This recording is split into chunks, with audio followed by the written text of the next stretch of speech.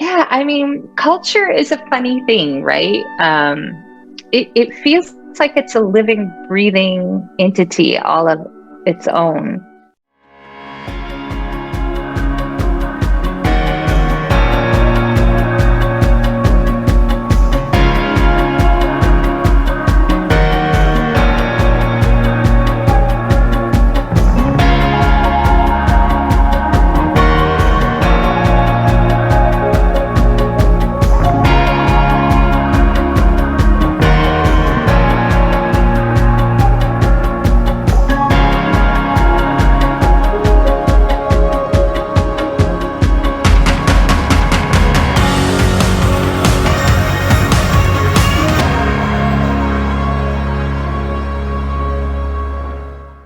Good evening and afternoon, everyone. Welcome to the ECXO sessions where the global CX leaders talk. I would like to welcome everyone, panelists, Tabitha, and our ambassadors team helping us today, Joanna Carr from Oslo and Tom Waltz from Brighton. Today, our panelist speaker is the amazing Tabitha Dunn.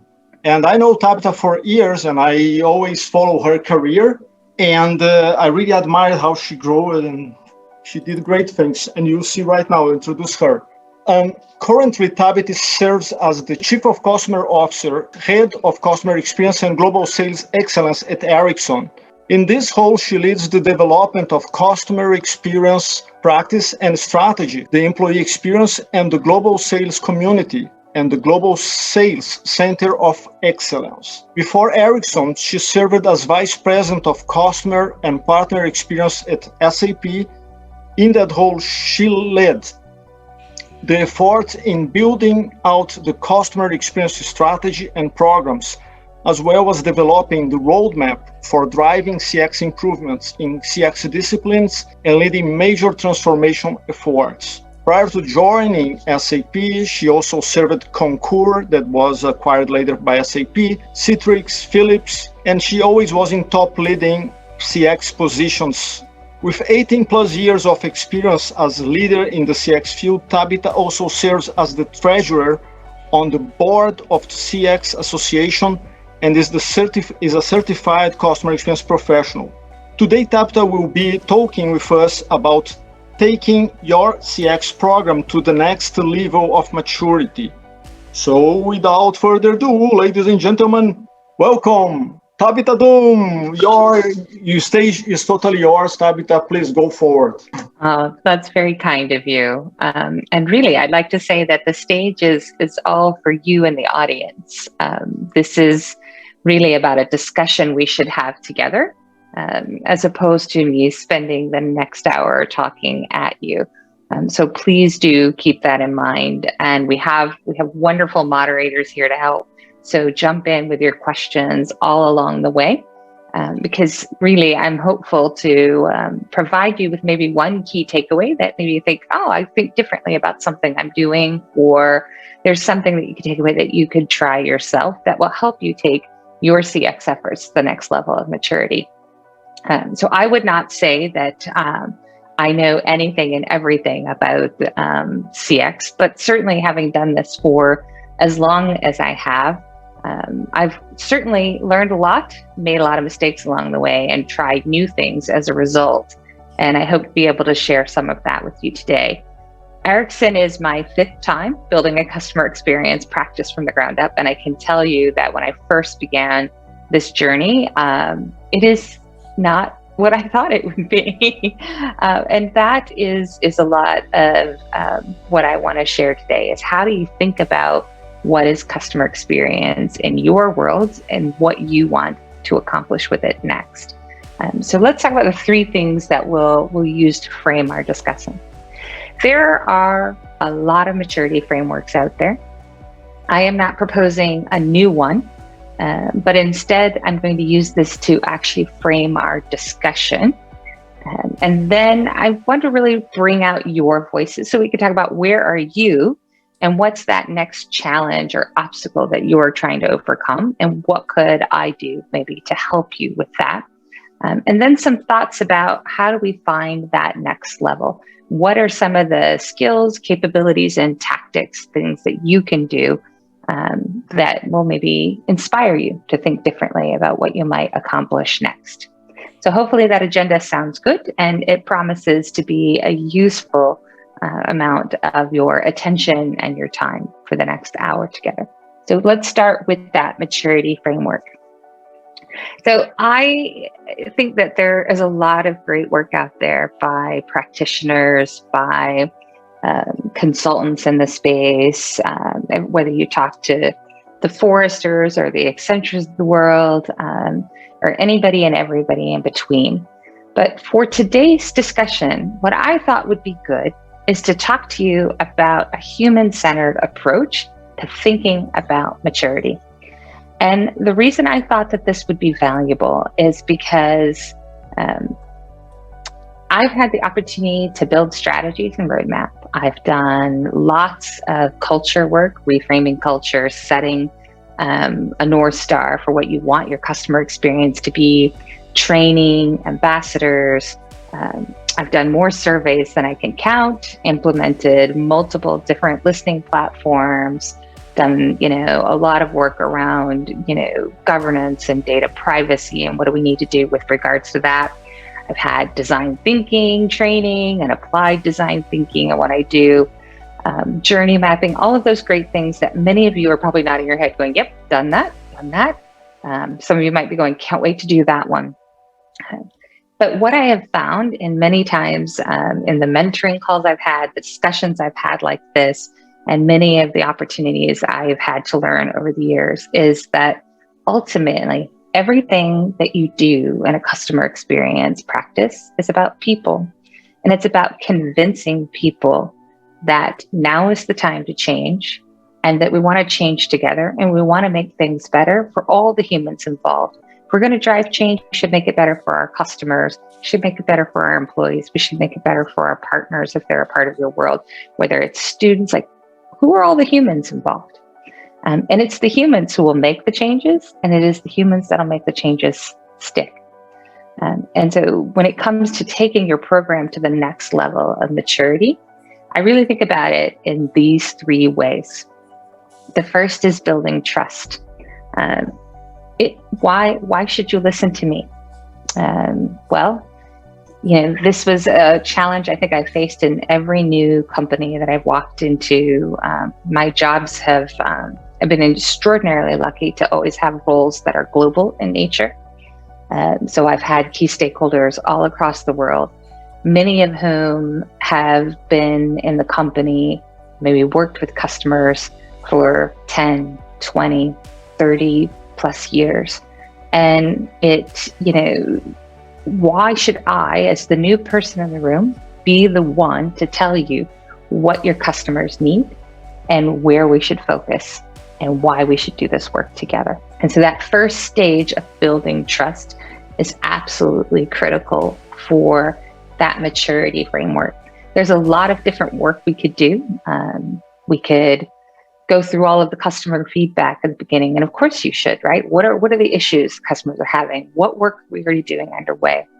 But regardless, no matter how much knowledge you gain, the wealth of knowledge is actually distributed all across your company, right? And so if I don't build trust with the people that are closest to our customers, who have been there, done that, trying to push that rock up the hill to make things better for them, then I won't make it anyway. So there's a very distinct set of work that I typically do in the beginning to build trust. And by the way, I think of this as building trust is also, if you're like me and you've done this a few years, then you also have had the experience of getting a new boss, whether your current boss has left and you're in the same part of the organization or you've been reorganized. I think probably my record was in Philips. I had a new boss every year I worked there. I was reorged into another part, and another senior executive took on responsibility for customer experience. And I began the whole building trust model again. So this isn't just your first year in your CX practice and role or first year in a company. It's maybe your first year with a new boss or your first year in a new org, or even when you have that stakeholder network built up across the business, maybe one of those leaders changes out. Maybe they leave, maybe they move to a new role, and a new person steps in, and you need to win them over and build that trust. So a lot of this I do using great CX practices. I want to build a common language and a way for us to work together. So I spend a lot of time going through it and interviewing and listening and really learning and absorbing from people. And in many cases, when I'm in a new role and I'm building trust, I'm looking for, do you believe customer experience is important?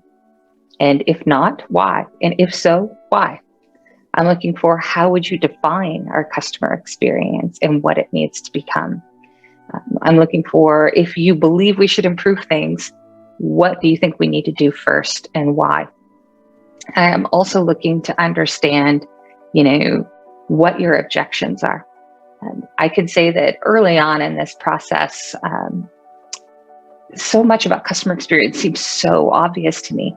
This was a significant pain point for our customers and our employees. Why wouldn't we go fix this? Why was it so hard to convince people to do this work? And I learned, and I actually went through Challenger sales training at one point, that really actually helped me with thinking about, how do you challenge and reframe discussions? How do you actually get good at objection handling? And part of that is really getting to the root cause behind an objection in order to really come back with a way to change someone's mind. And this process doesn't happen in one interview. It happens over many different discussions and contacts and different ways for me to try and tackle that problem and find that common ground that we have together. And this is super important in order to be successful, to do any of the great CX work that we want to do.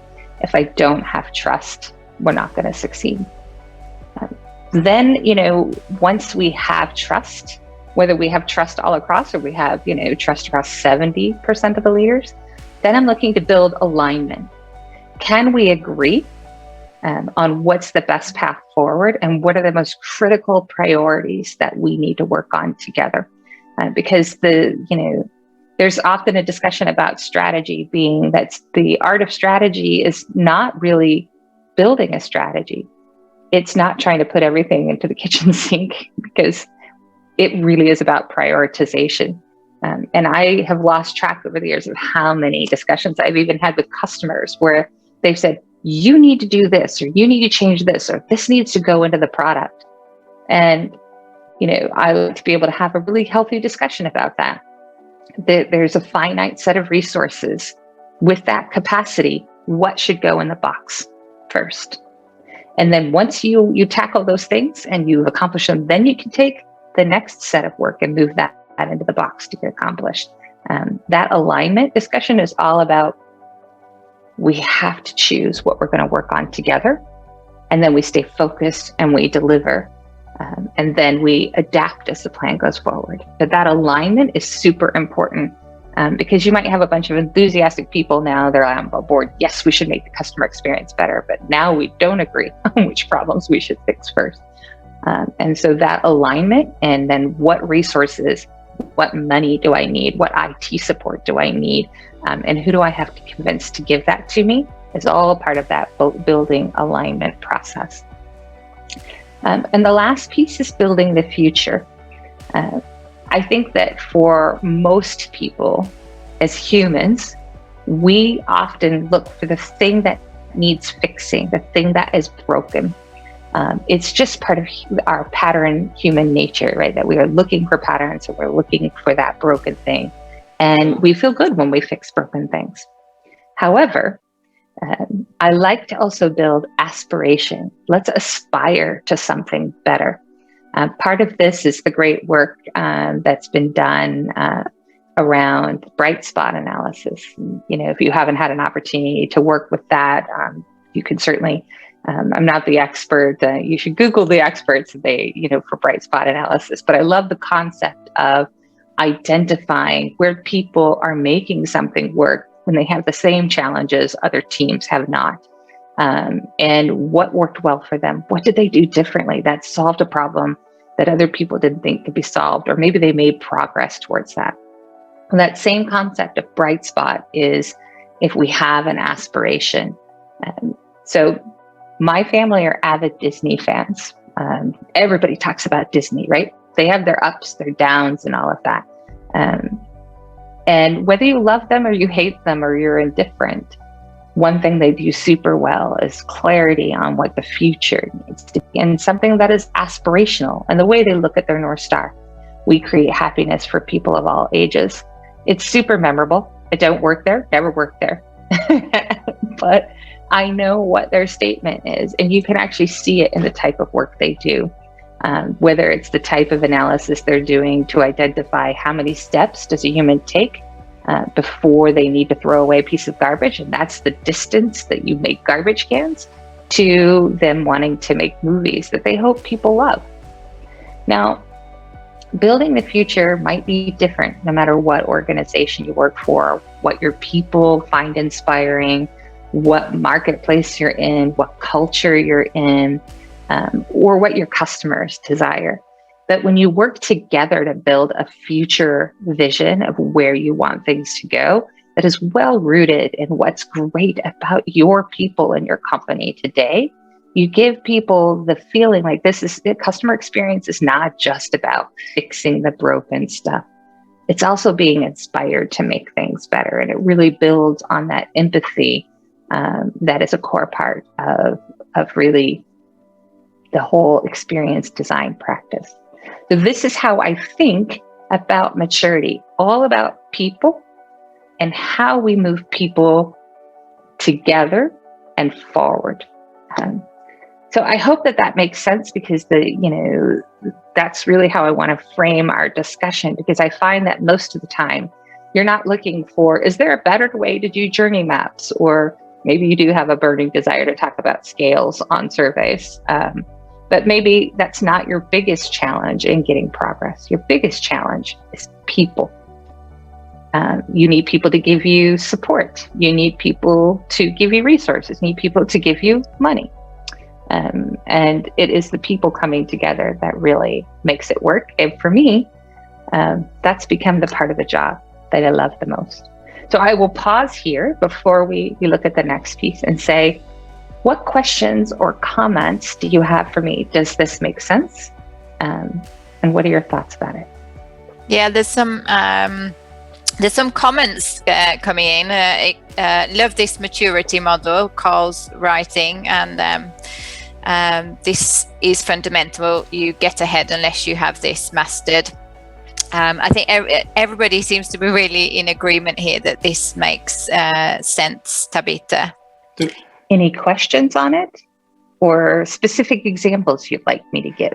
I have a question for you about building an alignment. Okay, one of the things that you mentioned, everything that is really important, but when you deal with people that are not in the same mindset than you have to, sometimes you have frictions there. How you overcome those frictions, even though I understood that you defined that you have to find the common points here, but it's very tough to deal with people that have another approach, how to use data, for example, as you did in the past, or how to solve problems for customers, right? If you take the sales approach and you take the delivery approach, will be two different approaches here. How you deal with those kinds of executives that are really not against you, but they are not the more helpful people for your cause, especially when you come on board and you're trying to justify why you are there and why you are doing that, not just justifying why you are there. Yeah, it's hard to give general examples of that because they're not super actionable. I have felt I like to give specific examples. So let me look at this from two different lenses, and then please let me know if I'm answering the question most effectively. The first lens I look at is, how do we make decisions in our business? Maybe it is a combination financial impact and data, because more leaders in the decision-making process are very oriented towards that. In some cases, it might be that building a better and compelling story is going to be more valuable to convince them, because that is a better way to really frame the problem and the potential impacts and the solutions that we can work on together. In other cases, it might well be that you need to use a different type of objection handling or business case development approach. But having worked in a number of companies now, each time, that's part of what I do in the beginning, is I study, how do decisions get made? Who are the people in the company that actually are the best at getting their projects, their larger transformation initiatives approved? And why did they get them approved? What did they do? I am more than happy to learn and copy from the best. So I'm looking for how we make decisions, who makes those decisions, and what matters to them as a part of that. And then some part of that case is going to resonate with each of the decision makers I'm looking for. Because if I don't have something in it for them, I'm not going to win my argument that we need to make this decision and it's a priority to do now. I actually find that, the more you get good at building those things, it's actually more frustrating when you think you have alignment and then something falls out somewhere along the way. And you have to go back and herd the cats back into alignment again. It's like it's not like you get to do it once at the beginning and then they stay there. But a big part of that is trying to understand why. So if I even look at some of the decisions I'm working on right now, each of the leaders I've actually probed for what would get you to yes. And one of them was like, I recognize this is not where you're at in the project right now, but I really want to know more about how you'd actually execute this. I need something more tangible. I get the pretty picture in the story. I buy into that, but I need to know, how on earth are you going to do that? I was like, okay, I can build that in. Another one is looking at me going, do we really need to do this right now? I mean, I'm not saying it's not important. I get that. You've convinced me of that. But I feel like we have all this other stuff. Why is this important now? If I can't answer those objections, I'm the one that's wrong. I don't have the right case and I don't have the right time, or it might be both. And you don't go for it, please. Yeah, no, I was just going to say, and if you don't actually listen and probe and go, let me understand that. Yes, Carl, it is. It's the ADKAR model of change. Without a doubt. Like, I have used the ADKAR model more times in my CX career than I can ever count. It's probably far more useful than any of the years I've spent doing quantitative, qualitative research during my book. I've used ADKAR for far more. And it is without a doubt. It's like, what is the specific objection? And don't build more than what they're looking for. Build exactly what they're looking for. And be humble enough to know that your plan's not going to be perfect. Build them into your plan. Let them have a part of it. And if they help you design what the problem and the solution should look like, you get their buy-in as part of it. So I mean, and believe me, it does not work every single time. I can say that, there are projects that I brought to the table 5 times, and it was the 5th one that I won. And it took 3 years to do. But persistence is also an important part of the process, where I was like, okay, all right. I got this group won over. Now I have to figure out how to get that one in. I will come back and I will visit again. Right. So that's how I look at it, is if you can get good objection handling and listening and challenge skills into how you work, that's how you build alignment. Yeah. And Tabitha, yeah, sorry. Go for. I'm sorry. Just a question here. So you deal with objections, and that's great. But sometimes, obviously, you win the discussion, and the people understand how important it will be and how helpful that will be. But when you get to the resource allocation, that's another problem. That many people are with you and they support you, and then you ask, "But I need support of your allocate your resources." How will you deal with that? Because sometimes people doesn't have the resources to give you, and they will tell you that. And correct me if I'm wrong about this situation, because I saw that in something, so that's what I'm asking. If I said that I had any CX superpower, this would probably be my superpower, that I have turned out to be remarkably good at coming up with getting people to give me money, or giving me people, or giving me what I need. And a big part of that is not because I'm somebody special, but because if I can convince you this is the right thing to do, this is the right time to do it, but I haven't convinced you enough to give me what I need from you to do it, I didn't finish my case. Correct. I got you. It has to go through all three gates, or I didn't do it well enough. And sometimes it might be because I didn't recognize along the way that I needed to shape the asks small enough that they could actually give me what I need. And if I can get them progress, they'll give me the rest of what I need later when I ask for it then. Sometimes it's a case of I didn't hear the objections well enough, so I didn't take into account that, right? So it absolutely, you have to be, if your case doesn't get through all three of those gates, you're not gonna win, and you probably shouldn't make the effort then. It has to be strong enough to get to the money.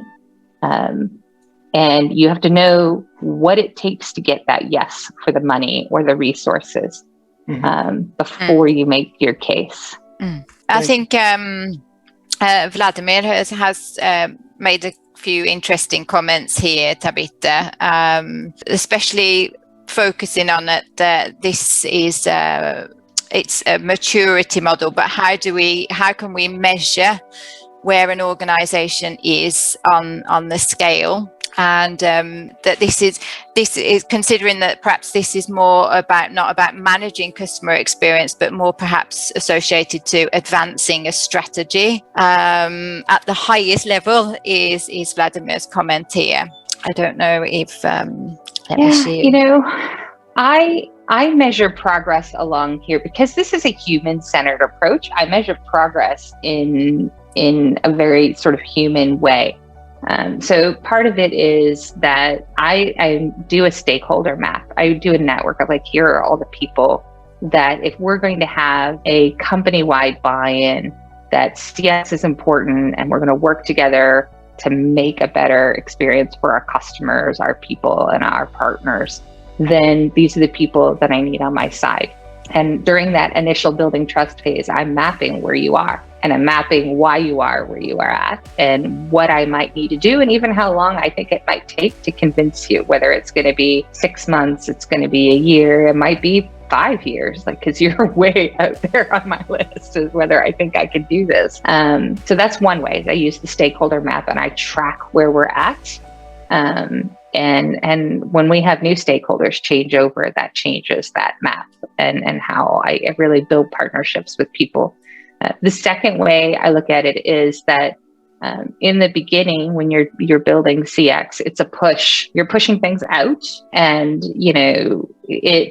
when it becomes when you have more coming at you with requests for help, with prioritization, let's work on this piece of strategy together. Let's work on this communication together. You have more of that when the flow shifts where it comes to you and it's coming at you where you need to grow your team because you don't have enough resources, but you now have enough, this is valuable, impactful work and we need to hire more people to do it. That's one of those where I know that I've built trust, I've built alignment, and we are now towards building for the future because now we have a much better two-way alignment about what people are bringing to our team to help and what we're reaching out to bring to them to help. So those are the two most critical ways that I measure it. As I said in the beginning, this is not one of those awesome, really thoughtful CX maturity frameworks that really walks through all of the specific capabilities you need to build and the types of functionality and resource capabilities you need, or all those things. There are lots of good metrics and frameworks out there for those. We did have another question earlier here. So my question is how to incorporate the customer's view into the model, i.e. how to build alignment with the customer base across the globe where 20% deliver 80% of business value was the question. Here's the thing. When you do a human-centered design approach, you are doing this with all the humans involved. The same concept for me applies to customers. So I'll give you an example from the years I was with Concur, primarily because most of you probably used Concur at some point or another, or at least heard of it. So think about this. taking on the challenge of a company that already had a great customer experience, was growing like by leaps and bounds, and wanted to scale that experience. So we were feeling significant growing pains. When I was working with customers, the first thing I needed to prove to them was that I had every intention of not only listening to them, but learning from them and acting on what we heard. And that meant I needed to build their trust. And I had to have a way to prove to them that you should give me feedback, and that feedback would be used in a way that would not only measure our progress along our journey of improving the customer experience, but be used to prioritize what we chose to do in the business. And, you might still be able to actually Google it today. I'm not sure. But I had this crazy idea in year one that, we did quantitative feedback. So we did customer surveys. I felt like most of them needed to be improved because I'm a fan of radically short surveys that every single question you're actively using for a purpose or it goes. And that purpose is not going on a graph somewhere to measure your progress. We could talk about that another time if you'd like. But my goal was to get, I know this sounds like a crazy goal, but my goal was to get customers to ask me when the next annual feedback survey was coming. Because they wanted to know when they were going to get it. And I started that by actually, my first year there, we built a customer annual report. It was our customer experience annual report. And in it, we said, these are some of the big themes that we heard from you. And these are the things that Concur is acting on right now. And here's some of the things that we delivered for you this past year based on what we heard from you. And I gave it to our employees too, particularly our customer-facing employees, because I wanted to rebuild their trust that we were using this information, and it had darn well better be accurate and something that was functional, right? And by the third year, I had so many inputs to the report that we had to cut it down because it was getting too long. Teams were super proud to be featured in the report. Like, we picked up this need from the customers and here's what we delivered. Here's the impact that we had.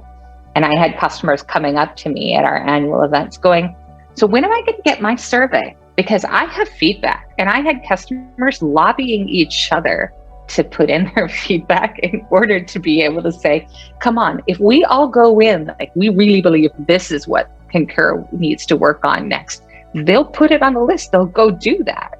When you get that kind of trust where customers are like, oh, I actually see that you're using my feedback, then you know that you're actually building trust and you're building alignment, and you know that they're building the future with you. So that's one way I've done it. I've done it like, if you're going to build a future looking statement of what your experience needs to become, your customers should be a part of that, because they should tell you, this is what's great about your experience today. You better keep this. Don't break this. But if there are things I wish you'd do differently, not broken things, but different ways I'd like your experience to become in the future, here's what would inspire me. This is what I'd like to see. So definitely include your customers. You just include them using different techniques along the way. And I hope that answers your question. Mm-hmm. Absolutely. We've got another question here, Tabitha, from Vladimir. He's in total agreement that stakeholder maps are extremely useful and compulsory. If we are serious and professional, but do they give you a position on that maturity arrow? E.g., we have 90% of the stakeholders trusted, and 25% are already aligned. Which brings the question, do we address these maturity levels sequentially? Are they dependent enough so you need a level achieved before moving on? Or one can work in parallel and still build trust with some while already aligning others? I think that is a good question. If every company ran the same way, you probably could put that together. I can tell you that it depends a lot on where people are at in the company when you're at your starting point. You will probably be building trust and building alignment at the same time, not making as far progress at the same time, right? Because there are key stakeholders you need in that map to move into the trust zone before you can get further alignment in that part of the business. Sometimes you can't build that future vision state very early on because it is far too early for the company to have that type of thing. Like maybe they're so far back that they don't even agree that customers are that important to listen to. So it would be far too soon to do. Whereas, I'd say that I'm fortunate enough in Ericsson that our executive team, so that's my boss and his peers, are very customer centric, and having these types of discussions are much easier to talk about those types of things, as opposed to the scenario I talked about where people don't even agree that customers should have a say in where we put our efforts. So it does depend. I think we should probably, since I think this is a good discussion, but do you feel like I'd like to turn it around and ask the audience, where are you? What's the most significant challenge you have today? This is not a stump the speaker moment. I can't promise you I'll have an answer for everybody, but I'm curious, where are you? What's that burning challenge you're facing? Yeah, I think this is a great question. Wait for everybody to write away. You could tell here I am in our Stockholm spring here in Sweden, and I'm jonesing for a little bit of a beach vibe. You can see by my inspirational picture here. I can, in the meantime, tell you what I'm dealing right now, so you understand the kinds of problems that I deal with. When Samsung acquire companies, I'm the guy that have to align the new company with Samsung culture. But we find many problems in aligning the parts where, first of all, about resource allocation. Secondly, in the verticals, as I mentioned to you in our previous talk, always in the verticals I have the problems. Not in the C-suite is relatively easy to get people buy-in and to get people with you. But in the verticals, when you are dealing with the vice president of professional service or the project manager, people are busy in their daily life, and it's very difficult to bring them on board with you, because it's not that they don't want or they are against you. It's simply a matter of priorities and the burdens that they have in the daily life. How you do to maybe not to prevent, because this I don't think that's preventable, but how you deal to those problems, to overcome those kinds of problems that actually I deal with them in weekly basis in some ways, just different than you. M&A, you have multiple questions in there. So if I take the first one, which was around M&A, I think this is a really interesting one, because having been involved in a number of those efforts over the years, as you know, really from a CX perspective, a lot of it depends on the company's M&A strategy. And, in the beginning, I'm looking for, why did we acquire this company? And how important is their culture to that acquisition value? Mm-hmm. And that's important because so much of CX is about culture. Exactly. I'm looking for example, they might be further along in their passion for customer experience and the work that they do on it. You may be actually able to leverage them in a different way, where you actually can use them to help drive in the progress, right? Yeah. Correct. Or they might not be, right? Exactly. So that's a great way to actually utilize that new blood and energy and that great, set of insights and resources. But sometimes that's not the case, right? Maybe they're going to be run very separately, and you're not even allowed to get through the firewall, and that can be pretty limiting. Or you might be in a situation where they really aren't very customer centric, but they're a pivotal part of your go-to-market strategy or your technology solution set or something of that nature, and therefore you might need to build a stakeholder map with them kind of early on, if you can, in order to be able to determine how well you can sort of integrate them into that culture. What do you need to bring them along? So it just really depends on what the M&A strategy is specifically for each company as they come on board. When it comes to the the verticals and people being too busy. I think that, with the pandemic, it's been my observation that for those of us who have been fortunate enough to be in companies where we're keeping people and there's just more work than there is people to do. Mm-hmm. And in that sense, you often have to build an even more compelling case. And this is where, having spent a lot of time also doing employee experience transformations in my career, tends to be extraordinarily valuable, because I have a firm belief that every single project that we do in my team had better do three things. It had better deliver material improvement for the customers, material improvement for the employees, and a bottom line impact for the business. If it can't do all three, it shouldn't go on the priority list right now. And then, when you can say doing this work will actually help your team, maybe it will save time. Maybe it'll make it easier for them to do something. Who knows? If you can frame it that way, and ensure that that's part of your success metrics, whether that's objectives and key results, or that's how you build your business case for investment, however you need to do that, it is without a doubt the best way to get people who are busy and overwhelmed to stop and pay attention and agree to help you. Because there's, as I said earlier, and I know I saw a comment flash by, what's in it for me? So I hope that answers your question. Yeah, definitely. We have some other questions here. Yeah, that was a great answer. A question here: leadership changes happen and can disrupt the best of strategies. How do you build sustainable trust and alignment so that you're not constantly going back to square one? Oh my gosh, if there was an answer for that, I would like to have that answer, because the answer I have found is you don't. There is no such thing. And that's partially why I started with the fact that I now look at CX maturity through the lens of people, because people change. They change their jobs, you get new people, organizations restructure, you lose your champions. You could be in the middle of a critical project. Like it happens, and it almost always happens at the absolute worst time imaginable. And to me, it just means that I have a little practice there. I take a deep breath. I find some way to vent, usually to my husband, maybe to some of my close colleagues. Then I try and reframe the discussion in my head and say, okay, I can't change reality. This is my reality.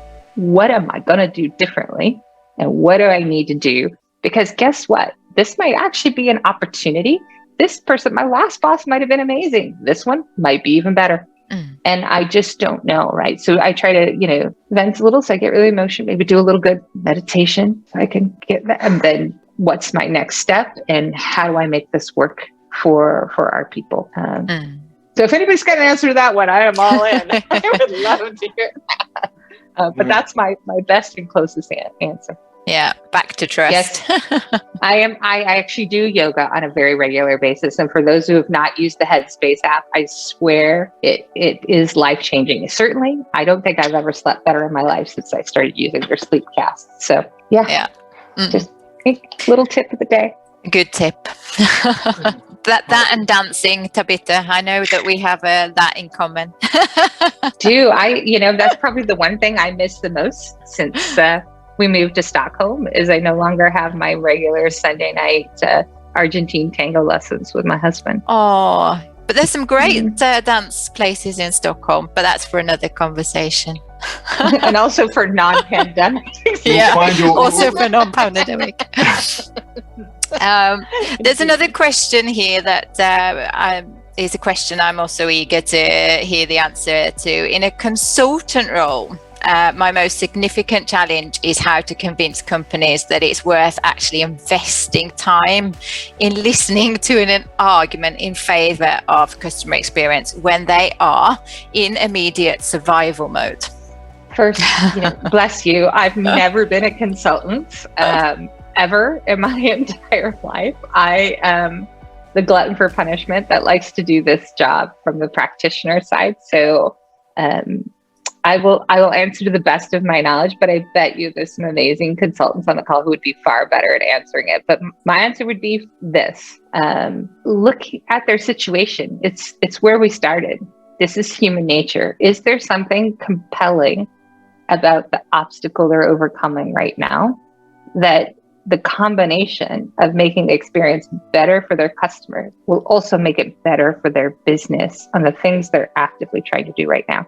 If you can frame the case for them that it'll do both at that time, then you'll probably win the argument with them. If they have the money to say yes to begin with, which obviously may not be the situation. But if you can't, maybe now is not the right time. I've lost track of how many times I've made a run at something I really like to do to improve the customer experience or improve the employee experience or both, and lost my bid because it just wasn't the right time. But I tried it again, maybe 18 months later.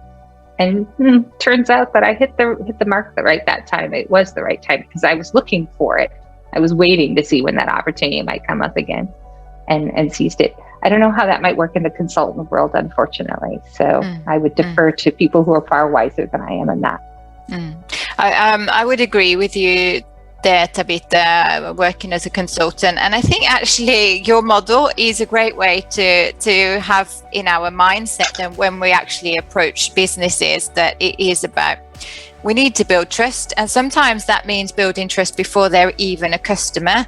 So the way that I sort of work with it is that I try to build a relationship over time, and if there's something, if I come over something that's interesting for that customer, an article or a case that might be relevant to the situation that I've become aware that they're in, then I share that with them and think that this is just part of building a relationship slowly, and I truly believe when they discover that this is something we want to invest in, then that is actually the right time for the relationship.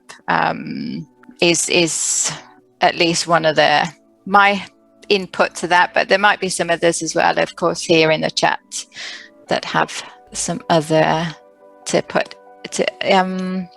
other points. Let's have a look. Consulting is selling, and sales skills are critical, and solution selling and relationship management.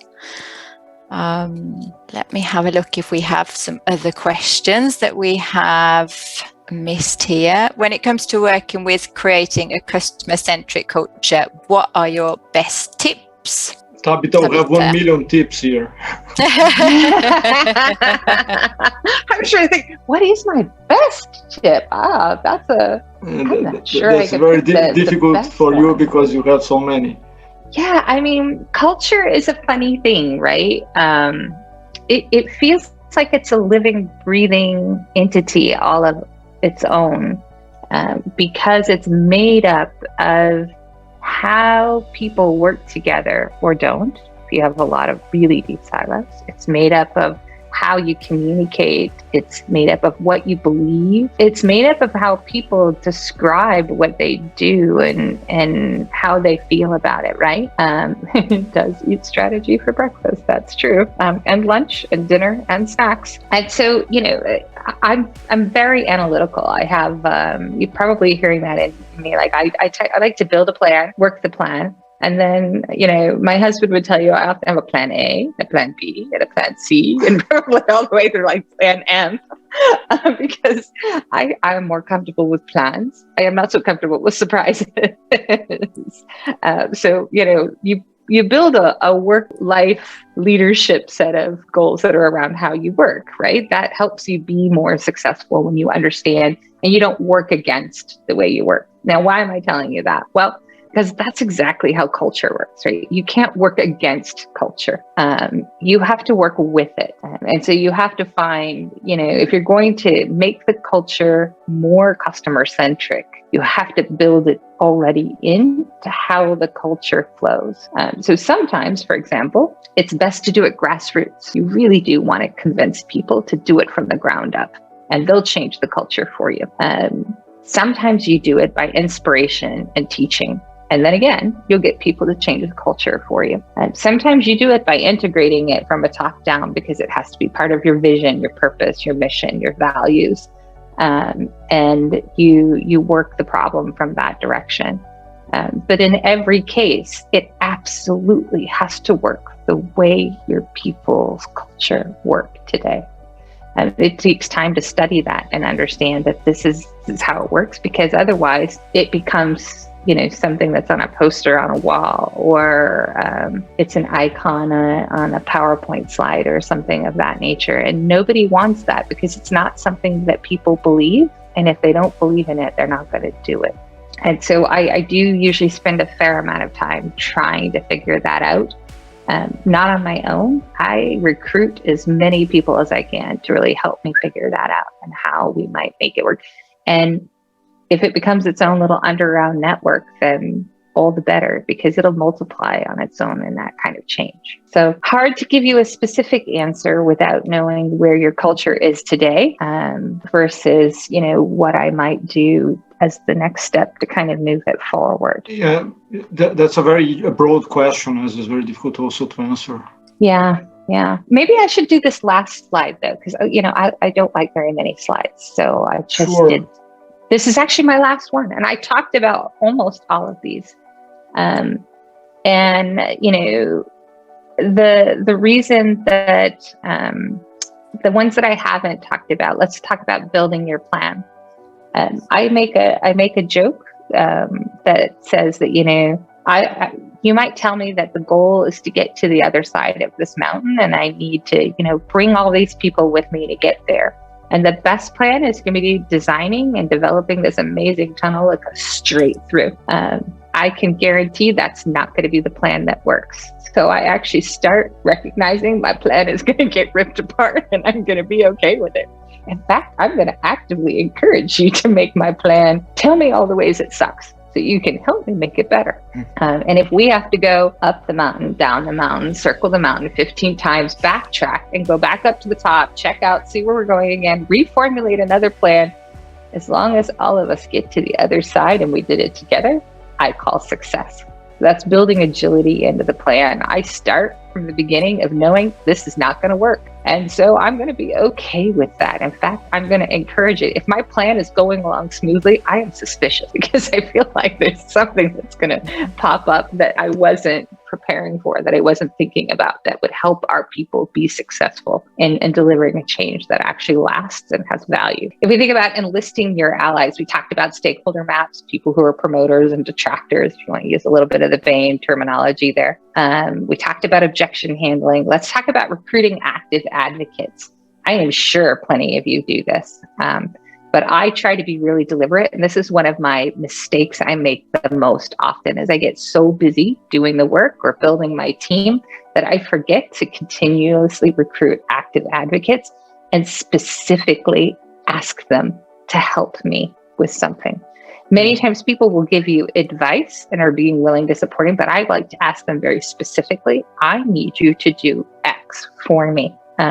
And, that being that specific, and then telling them why I need their help to do that, and what would be the value of doing that for me, or whether it's what's the value would it be for them, or maybe it's what's the value would be for their team. But I try really hard to remember that I need to always be recruiting advocates for each stage of a project, for each presentation, for each discussion. Like, I need to have at least one more person in the room besides my boss, for example, or my team, or and that they need to know that part of their job is not just to nod their head and go, yep, I agree with that. No, I'm going to need you to speak up. I need you to do this, or I think this might happen. Remember, we talked about this. I need your help. Could you handle that objection rather than me? And if I can get it, I'll get it at least two, particularly when it's a really critical presentation.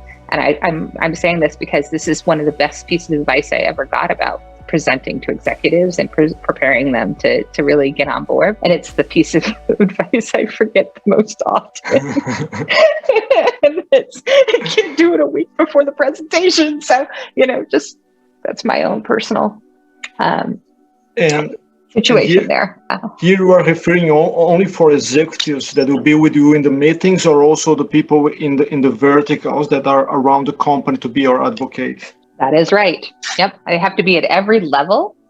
I'm looking for them to be in every stage. I'll actually slow a project down And I actually have done that for a pretty major one right now. It was like, nope, it is not working. And these 11 people, I need to get them to retool our project and opportunity statement, have a vested interest in this, and then I need to actively have them go back and recruit and get support before I go back and do this again. So definitely important. And then to be willing to adapt. Even though I don't like surprises, I am more than happy to dive into them when I see them, particularly like if a conversation comes up, I might be able to go, oh, I just wanted to mention, wouldn't it be interesting if we did, have we ever considered this? Like what's the good question that might prompt people? So it might not be the purpose of why we're in the meeting, but I'm the one that'll be like, that just came up. Well, I should bring that up. I should say something here. And last but not least, and maybe this is again my personal challenges, but progress over perfection. I'll take 2 steps forward, but making sure they're sticky and we can build on it any day over something that will take us a mile, but we don't actually get there. And that's probably the biggest thing I try to help my team, because they get so passionate about where we need to go and what we need to accomplish and what's possible that they forget what we have accomplished, because they're just so fixated on what we haven't done yet and how much further we have to go or what has failed, that I'm always saying, progress over perfection, people. Exactly. Yeah. It helps remind you that it's hard work for a reason, and we do it together for a reason. Yeah. And one question for you, Tabitha, before we start to finalize the presentation. CX obviously is an ongoing activity for forever. Yes, you are never stopping that, because you must do admin, and that's always changing and improving. In transformation, many people expect, I would like to hear your thoughts about that. I see many times people expecting that a digital transformation, an initiative of transformation in our organization is something that will have a timeline. And I find that very funny, because this will never end, because if it's not CX, it will be something else tomorrow, and you have to readapt again. And, all the business are adapting constantly. How you deal with those kinds of, I would not say objection, but I would say people that are expecting something to finish tomorrow. Like, I finished my project or my program of CX, and I'm done now, let me go home, something like that. And it doesn't work in that way. How you deal with those kinds of executives that expect something like that, very kind of, sometimes it sounds for me, sometimes very, very backwards. I think it's a good question. Yeah. If your definition of customer experience is to fix what's broken, and core, that's the end, then you could, in theory, you could fix it all or fix the worst part and be done, right? Without a doubt. And I'm not arguing that that's a bad definition or even a bad outcome. If, however, that you believe that you should both fix what's broken, but you should also inspire what's possible, then no, it won't ever be done. But you'll get to do new cool things, and you'll get to try and fail at a lot of other cool things too, right? So I think it really comes down to how do you define CX, as to whether you choose to do both, or you choose just to fix what's broken. But that's not a bad thing. Just depends on how you look at it, I suppose. Yeah, I found people that expect, hey, so when is going to be done? And I say, what? And I don't understand even the question or the observations. I said, so that shows me sometimes that they don't understand what we are doing, because it's impossible to be done. It never will be done. You are always improving. It's an ongoing thing. So that was the reason. That's an objection. I love understanding objections. It's the quiet ones that make me nervous. Yeah. Because I don't know what they're thinking or feeling, and I don't have any traction to have a conversation and learn something from the quiet ones, unless I can pull out their voice. Thank you very, very much. Any other question for Tabitha? We did have one last question. Go for it.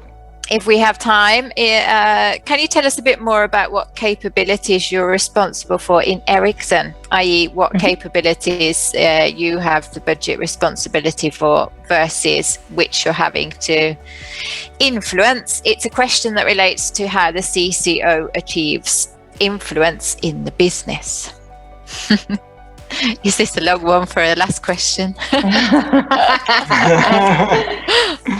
Well, I'll start with in Ericsson. I have responsibility for the entirety of our customer experience, which includes what do we want it to become? What matters most to our customers? What should we prioritize to drive change and fix?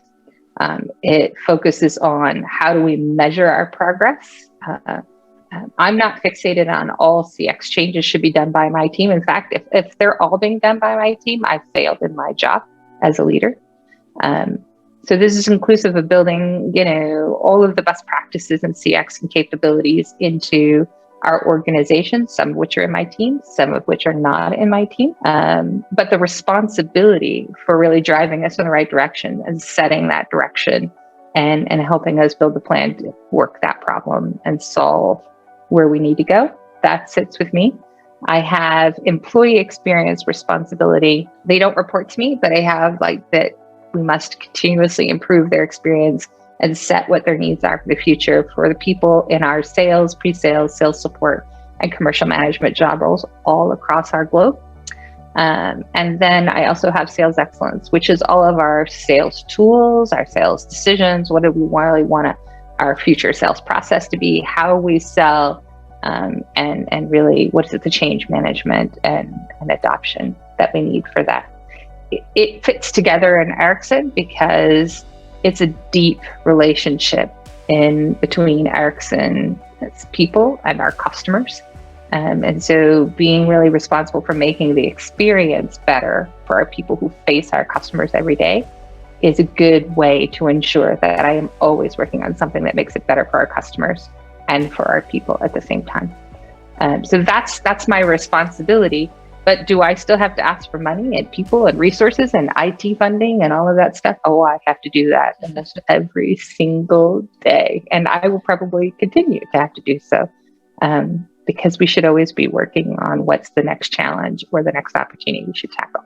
Tabitha, Joanna, Tom, thank you very much, everyone, for coming. I would like just to a last question before we leave.